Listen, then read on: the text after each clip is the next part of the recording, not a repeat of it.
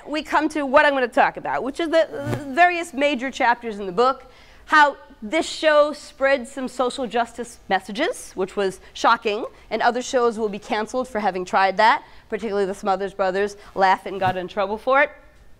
This show, I didn't realize as a kid until I looked at all 58 episodes over and over again to write the book, actually said something about feminism because every single girl that dated one of these boys had a job.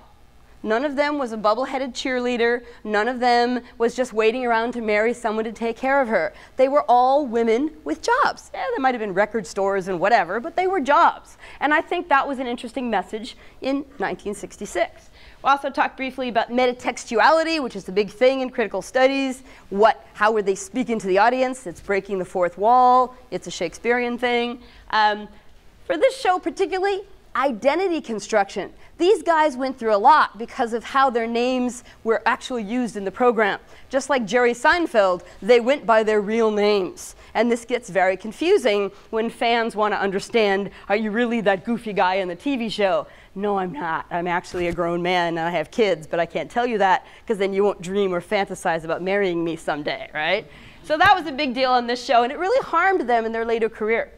And then a little bit on the cultural cachet, how much they've lasted over the years.